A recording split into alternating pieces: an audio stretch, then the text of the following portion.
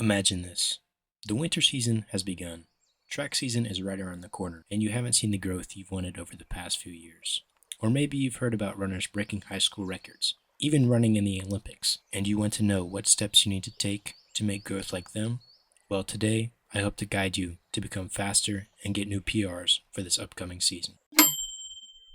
But before we get into the actual applicable work, it's important to cover the mindset during this challenge. In order to make this time work, you need to be dedicated to do whatever possible to keep yourself ready. You can do things like putting reminders on your wall, telling friends and family about your goals, or signing up for track early.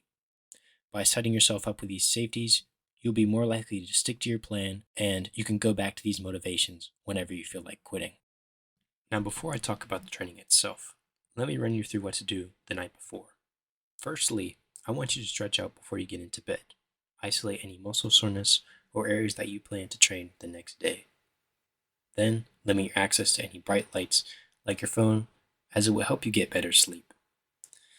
Then, get at least 8 hours, preferably 9 hours of sleep, as this will give you extra energy the next day. And if you need more proof, understand studies show that only 21% of student athletes get the right amount of sleep. So when you get better sleep, you will be putting yourself well ahead of 75% of your competition. During this time, you want to pay special attention to your warm-up, as the warm-up helps you to perform your best for the workouts. There are plenty of YouTube videos that talk about specific stretches to do during the warm-up, but some generals are to do a short jog, some dynamic stretching, basic running drills, and then your stride outs. To prepare for the indoor season, you'll want your workouts to be focused on speed, because no matter what track event you'll be running, you will need speed, whether that would be the Type 2A, mostly for runners, or Type 2B, mostly for sprinters.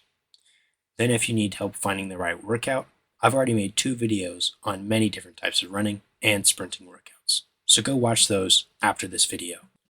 To become faster, you will also want to become stronger and build a more athletic and active physique. And you can do this by going to the gym, as here, you'll be able to do explosive movements as well as heavy lifts that all help with track. Additionally, you can use treadmills to help train for whenever it's cold outside. And if you don't have access to a gym, you can get many of the same benefits through plyometrics and calisthenics that you can do outside and at home. Once you finish your workout or gym session, you want to have a cool down.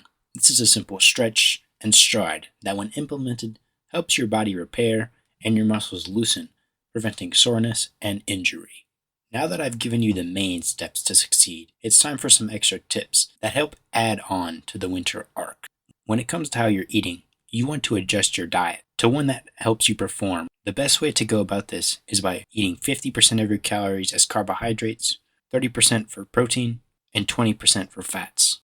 Additionally, you can intake foods like carbs before a workout and protein after one to sprint better and recover greater. If you're a distance runner, you'd want to boost your carbs to 60% and then eat both fats and proteins at about 20% each. And the same rule applies for workouts. You could also look into supplementation like creatine or electrolyte mixes if you want something on top. Another step you can take towards being the best track athlete possible is knowing your sport by reading up on books. You could also take time to look through new studies, generally anything that gives you new knowledge. Setting up planning is also important, as to improve the most, you need to build a schedule of your day-to-day activities, and make sure that at least 4 days of the week you are doing something to help you succeed in your event. This could be by doing grass sprints, hill sprints, plyometrics, long runs, any method for track. Another thing you could do is getting fit.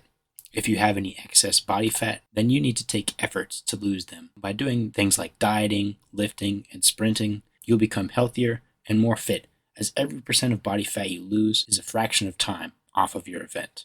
After applying these principles, even over a short time, you will notice the rapid change in your speed, and by the time that track season begins, you'll be ready to set new PRs and reach new bounds in your fitness. Thank me later. Goodbye.